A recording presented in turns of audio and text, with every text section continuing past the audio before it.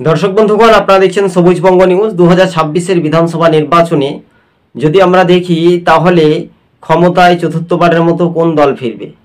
তবে 2011 সালের যে বিধানসভা ভোট হয়েছিল এবং 2013-তে সেই সাপেক্ষে কি ভোটটা হবে, তাহলে পরিবর্তন হবে, আর তা না হলে রাজ্যের শাসক দলেরই একটা বাজিমাত হবে, এমনটা একটা সার্ভে রিপোর্ট বলছে।